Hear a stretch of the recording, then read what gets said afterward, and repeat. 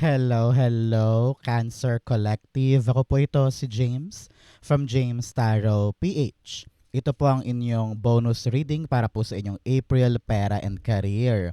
So today pag-uusapan natin ang inyong karera, trabaho, negosyo, kaperahan, kaching-kaching. Okay? So Cancer, ihanda mo na ang iyong isang tanong, isang sagot. Kung meron kang pangmalakasang one question, you can ask that at the end. Hintayin niyo po yan. Sasagutin natin yan sa dulo. Okay? Let's begin. Holy Spirit, Spirit Guides, ibigay po natin kay Cancer ang mga mensaheng dapat nilang malaman. Inhale and exhale. Your cards you have. Ooh, beautiful. Siya nga pala mga mahal kong Cancer, thank you po sa lahat po ng mga hindi nag-i-skip ng ads, sa mga nagla-like, sa mga nagko-comment, sa lahat po ng mga patuloy na sumusuporta sa atin every time po na meron tayong libreng reading. Thank you po for not skipping the ads ha. Salamat po. So continue liking, continue commenting. Sa mga bagong subscribers, hello po. And continue not skipping the ads. Salamat po. So, in the background of your reading, you have the Five of Cups. Panahon na, pabangon ka na, pabangon na para buksan ang sarili sa mga bagong bagay, buksan ang sarili sa mga bagong pagkakataon. Kung ikaw man ay nadapa, talaga namang nasaktan before, or alam yun, yung parang yung dati mong gusto, walang pinatunguhan, or hindi mo nakuha yung bagay na gusto mo before. Halimbawa, yung plano mo walang nangyari, yung tinrabaho mo na uwi sa wala, no? So, lahat ng yun parang panahon na daw para sa'yo, Cancer, to let that go. And now, buksan ang sarili sa mga bagong bagay dahil panahon na for something new. Okay? Congrats po. So, in your core energy, meron kang the Three of Pentacles. Sabi dito ng yung spirit guides, panahon na for you to collaborate. Parang may mga tao sa buhay mo na maaaring makatulong mo para asikasuhin tong ginagawa mong ito. I don't know why. Nakakita ko ng family business or parang may family move na kailangan talaga kayo ay tulong-tulong. Pare-pareho kayo ng goal, pare-pareho kayo ng gustong makuha, ganyan. So makipagtulungan daw. Sabi rin dito, matuto ka daw makipagkompromiso, no? Kapag hindi gumagana tong isang bagay, subukan ninyo pare-parehong mag-come up on a better solution kung saan pare-pareho pa rin naman yung outcome na gusto nyong makuha. Okay? Here, your spirit guides are telling you na tama na yung pag-isolate mo. Some of you kasi ramdam ko dito na parang lahat kinakaya mo mag-isa eh. Lahat pinipili mong kayanin ng solo. Yung mga bagay na kaya mo namang i-share sa ibang tao nang sa ganun magkaroon ng magandang bunga, no? Many of you, narinig ko dito, makakapasok ka na sa isang industriya kung saan talagang marami kang kailangang pakisamahan, marami kang kailangang pakibagayan at mag-adjust ka sa ugali ng iba. Parang ganun eh. Isipin mo na lamang kung ano tong magandang outcome na hinahangad mo para magawa mo magtiis na makisama sa ibang tao. You have 1, 2, and 3 here. Parang sinasabihan ka talaga na panahon na para gumalaw. Panahon na para humakbang at magsimula ng isang bagay na maaaring magpaganda or maghatid sa iyo ng magandang bunga. So cooperate and collaborate. That is your power this month. Okay? Three of Pentacles, the Knight of Swords. Sabi dito, ganahan ka naman daw. Maging masigasig ka daw. Maging gigil, no? Gigil na makipagtulungan. Example, sa isang project sa trabaho, try naman to present, magpresenta ka. O kaya mag-volunteer ka na parang, sige ako na po gagawa niyan. Sige ako naman po ang abala dito. Ako naman ang tatrabaho nun. Ramdam ko dito na panahon na para magpakitang gilas ka for you to be able to get ng mga bagong opportunity, reward, or incentive na maaaring makuha mo after mo manggaling sa isang mahirap na bagay, no? So, ngayon taasan mo daw yung energy mo, laban sugod, kunin natin to. And if you must work with other people, gawin mo. Okay? Basta ngayon kailangan talaga mataas ang energy mo para sungkitin, kunin, habulin yung gusto mo. Okay? Kayang-kaya mo yan. Makipagtulungan ka lang daw. So, Cancer, ano ba tong mga money manifestation mo, mga pangarap mo makuha sa iyong pera and career, mga dinadasal mo tungkol sa trabaho mo, i-comment mo na yan sa baba, no? I-manifest mo na yan sa ating comment section. It will happen for you. Okay? In the area of what you need to focus on, meron po kayong the Sun card. Sabi dito, just think positive, no? Huwag mo daw pangunahan yung mga bagay na wala pa namang nangyayari. Example, dapat ngayong linggong ito magpapasa ka ng dokumento. Pero iniisip mo agad na, hay, baka mahaba ang pila, hay, baka makat off ako, baka kulang to, baka hindi tanggapin. Pinapangunahan mo kahit wala pa naman. 'Di ba? So, importante dito na kung may gagawin ka man this month for your pera, for your career, importante to think positive and just lunurin mo ang isip mo ng magagandang posibleng mangyari. Hindi para maging delulo, pero para ma-attract mo yung frequency ng swerte sa gagawin mo. Okay? Pinapayuhan ka rin dito to do things lightly. Huwag mo daw pahirapan ang sarili mo, maging masigasig ka, maging hopeful ka, maging palaban ka, and always think that it will go on in your favor. Okay? Sabihin mo nga, pabor sa akin ang lahat, pabor sa akin ang lahat, pabor sa akin ang lahat. If you have that kind of mindset, okay ka. Okay? Sun card, you have the Page of Wands. Yes, talagang sumugod ka, mag-try ka lang. Huwag mo daw sayangin yung chance, no? It's all about you taking that opportunity, riding that experience, walang urungan, walang takot, walang duda, walang overthinking. Susubukan ko. Parang ganyan, no? So, ngayon, dapat daw ma-excite ka, no? Kasi importante may dumarating pa ring bagong pagkakataon, di ba? Pangit naman yung gawa ka ng gawa pero walang door na nagbubukas. Pero heto, may pintuan talagang handang bumukas para sa'yo. So, take that chance, think positive, enjoy the journey, everything will be fine. Okay? So, mga Cancer, ano pong ginagawa nyo today? Comment down below. Ikaw ba'y naglalaba while watching? Ikaw ba'y nagluluto while watching? Or naglilinis ng bahay? Comment down below po. In the area of what you need, meron kang the Tower card. Si Tower, this time, Cancer. Sinasabihan ka ng yung spirit guides to not let the change get the best of you. Many of you, pinipigilan magbago yung dapat magbago.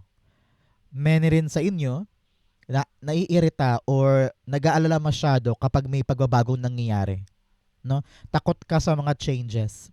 Sabi dito, yakapin mo yung changes.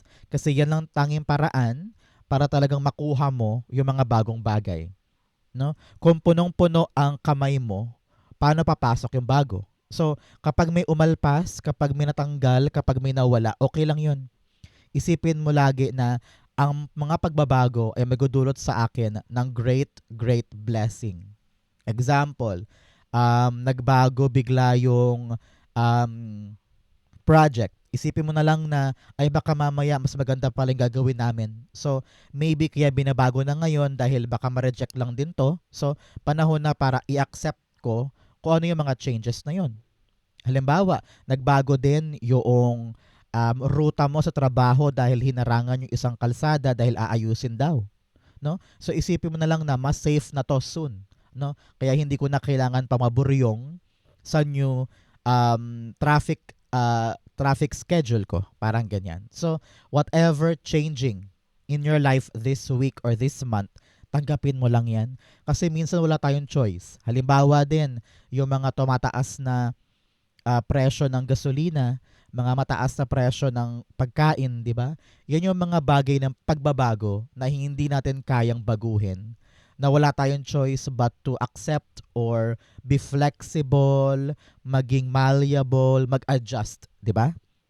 So, panahon to para mag-adjust at tanggapin yung mga pagbabago. Tower, the Two of Cups. Yes, it's all about you understanding what you need to understand. nang sa ganon makayanan mo yung mga changes. Example, biglang nagtaas yung pamasahe, biglang nahirapan ka ng bilhin yung mga dating kaya mong bilhin naman ng madali lang. So, kailangan ngayon ng understanding with your present life. Ano ba yung mga pag-a-adjust na dapat kong gawin nang sa ganon makasabay ako sa mga pagbabago? Okay? Narinig ko rin dito na kung may mga changes man sa family, sa negosyo, sa trabaho, maganda daw, Cancer, na nakikipag-usap ka ng maayos.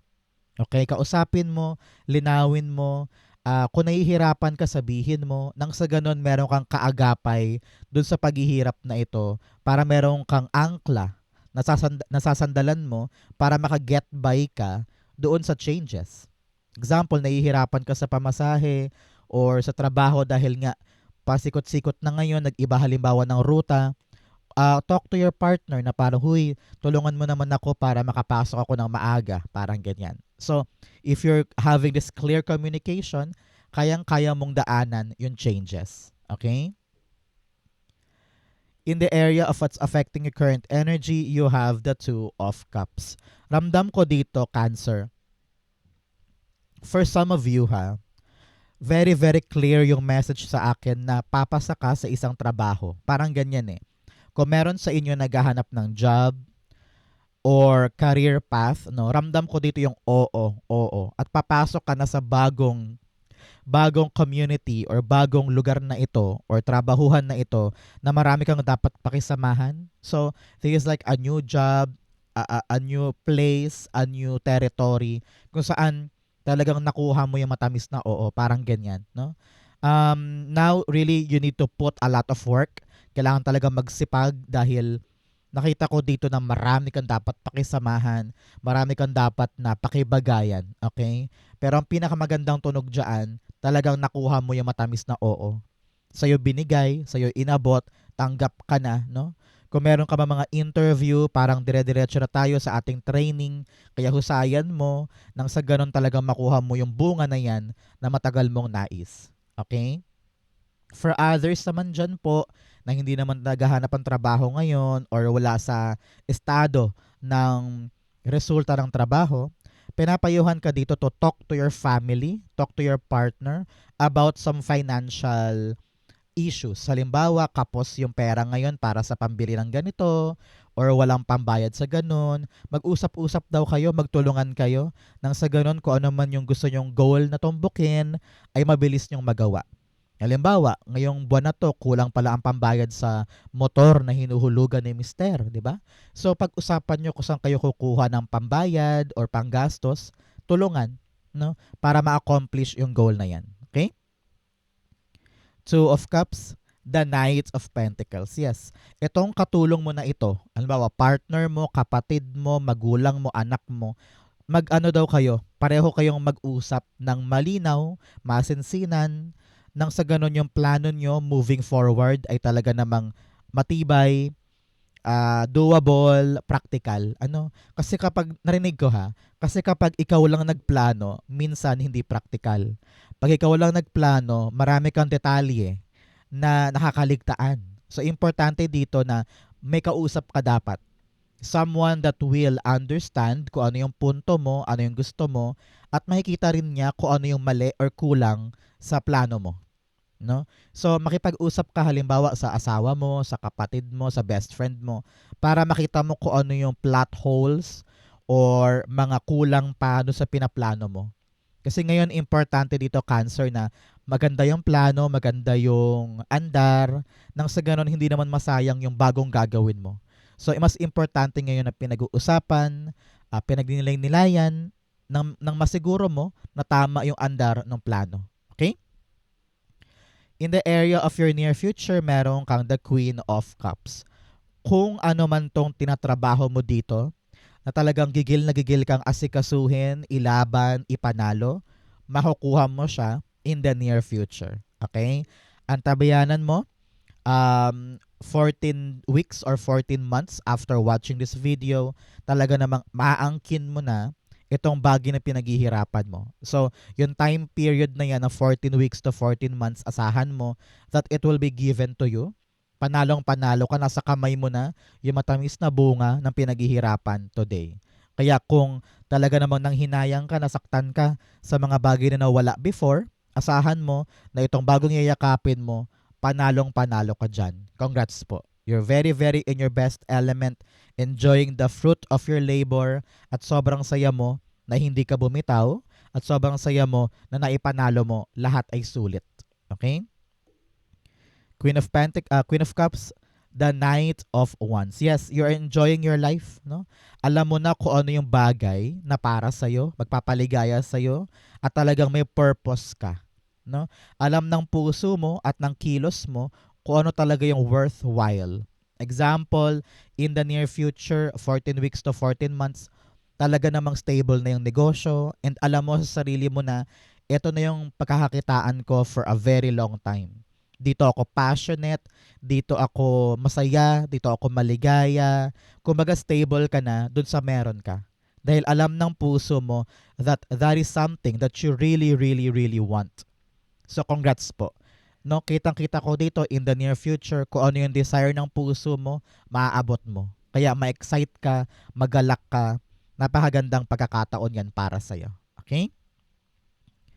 In your challenge for the month, meron kang the Hanged Man. Sabi dito, Cancer, yung mga nararanasan mong delay, yung mga nararanasan mong pagkahinto o tenga, no? O kaya kawalan ng aksyon, kawalan ng development o resulta, okay lang yan. Okay? Huwag mong indahin pag halimbawa yung isang bagay ay wala pa rin nangyayari. Minsan, yan ay preparasyon para sa'yo or pag-iwas sa'yo sa kapahamakan. Kaya kapag meron kang ginagawa ngayon at medyo may tenga, may aberya, or matagal, hayaan mo lang. Isipin mo, siguro, pinoprotektahan pa ako ni God, iniingatan niya ako na wag ko ilaban to today, kaya wag mo nang panghinayangan pa kapag may antala. Dahil protection yon. Okay? Importante dito, you know that what's yours is yours. Kaya hindi tayo dapat magmamadali or magdududa or matatakot na ang tagal-tagal or ang layo-layo. Sometimes, things take time and what's yours will come in divine timing. Okay? The Hanged Man, the Knight of Cups. Yes, naghihintay ka ng offer from someone at talagang parang feeling mo ang tagal na, tenga na, no? Many of you ay pinapayuhan na kausapin or humingi ng update, no? Para alam mo din daw yung lagay mo habang naghihintay ka, no? Halimbawa, naghihintay ka ng tawag sa Canada, naghihintay ka ng tawag sa isang pagkakataon or opportunity, siguro tawagan mo na to confirm. Para rin alam mo yung lagay mo, alam mo yung posisyon mo, alam mo yung aasahan mo. Pag sinabi na ini-evaluate pa namin, edi okay, hihintayin ko. Pero pag tumawag ka at na-realize mo na parang wala na, malabo na, panahon na for you para yumakap ng bagong bagay. Kaya nga sabi ko sa inyo, importante yung antala ngayon. Importante yung delay ngayon. Dahil dito lilinaw yung bagay-bagay tungkol sa mga bagay na inaasahan natin. Okay? So kunin mo tong chance na to think, reevaluate, ask, or confirm para nang sa ganon may magandang direction naman yung ating paghihintay. Okay? In your fortune, meron kang vast vistas, expand your horizon. Palawakin mo daw ang iyong isip, palawakin mo ang iyong mundo para makita mo kung ano pa yung mga readily available gifts para sa'yo.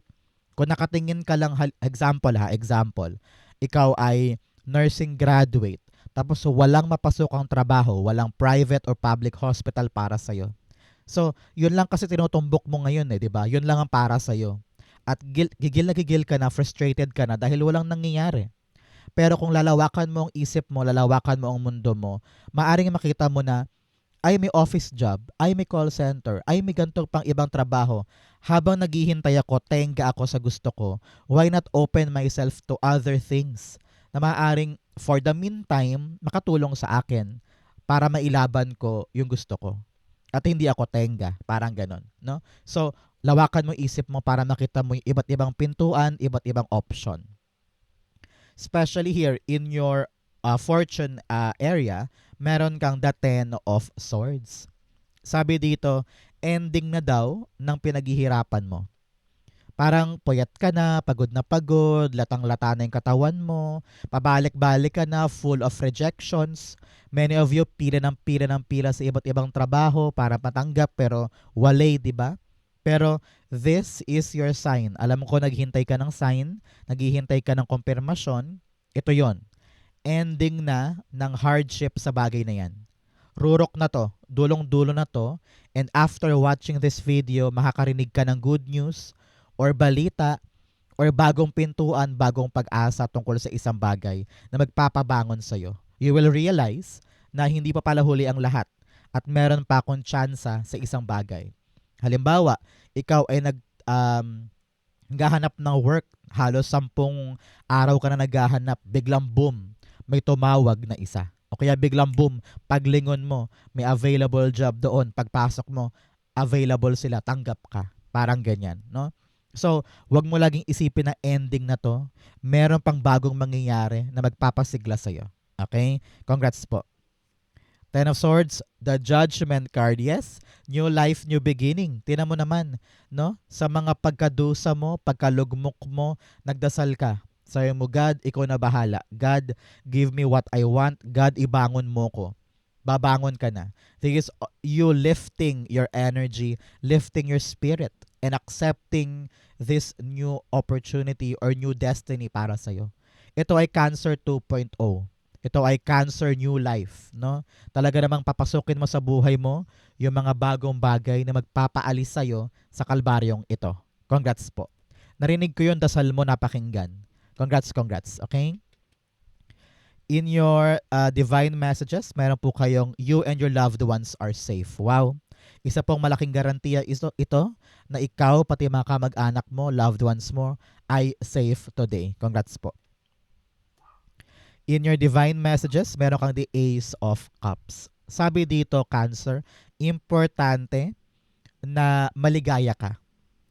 Importante na mahal mo yung buhay mo ngayon.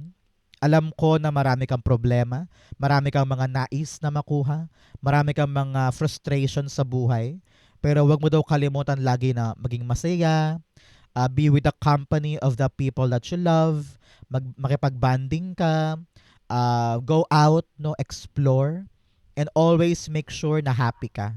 Wag mo daw i-deprive ang sarili mo ng kaligayahan na kaya mong ibigay sa iyong sarili. Example, kahit bumili ka lang ng sapatos o damit o makeup or kahit kumain ka lang ng ice cream na gustong-gusto mo, no? I-treat mo ang sarili mo para maramdaman mo na lahat ng pagod, lahat ng kayod ay sulit. Okay? Ace of Cups, the Nine of Cups. Okay? Talaga namang alam mo na Cancer, pag lumalabas to, mag-wish ka na. No? Pumikit ka na dyan, mag-wish ka na, it will come true para sa'yo. So sabi dito, Cancer, panahon na for you to really take value of something that you really want. Alam ko na for a very long time, inuna mo yung pangarap ng iba, kabuhayan para sa iba, nag-sacrifice ka for other people, no? Pero sabi dito, pinapayuhan ka rin na panahon na para tuparin mo naman yung pangarap mo para sa iyong sarili. Kasi may darating na chance, may darating na tao, maaring love life to, or a new opportunity na tutulay sa'yo sa mga pangarap mo. So, give it a chance, try mo lang, subukan mo lang, dire-diretso ka nito patungo sa iyong pangarap. Okay? So, open yourself for a new opportunity, a new chance. Okay? Outcome mo to, bigyan mo na kita ng fortune cards. You have bird flying, news is on the way. Wow! Ang tabayanan mo, meron talagang bagong magandang balitang darating na magpapa-excite sa'yo at babago sa kalbaryo ng buhay, pabangon ka na. Okay? You have a ram, a stubborn, aggressive person. Meron daw pong tao sa buhay mo na agresibo, mayabang, matigas ang ulo. Nako, i-let go mo yan. Huwag mo sayangin ang oras mo sa kanya. And do something productive. Okay? You have crown, honor, and respect will come to you. Kikilalanin ka ngayon, no? People will be amazed sa mga kaya mong gawin, sa mga kaya mong pagtagumpayan. Especially here sa mga taong kailangan mong pakisamahan.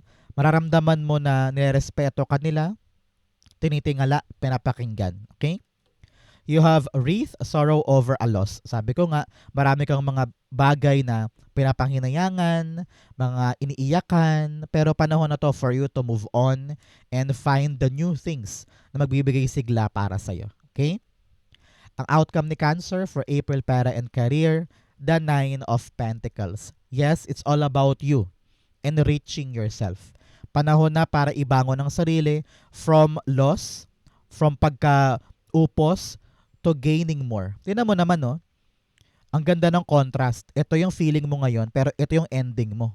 Masagana, madami, na-enjoy mo yung pinaghirapan, you have what you need, nabibili mo yung gusto mo, ngayon mas masagana ka kaysa before. No? Ramdam ko dito yung pagdami ng kita mo, pagkakaroon ng ipon, no? At medyo independent ka na.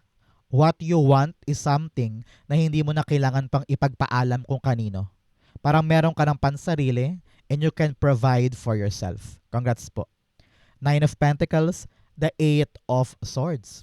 Sabi dito, huwag mong harangan ang sarili mo para maging maligaya, para ma-enjoy ang buhay. Minsan, ikaw daw mismo ang humaharang sa iyong sariling kaligayahan.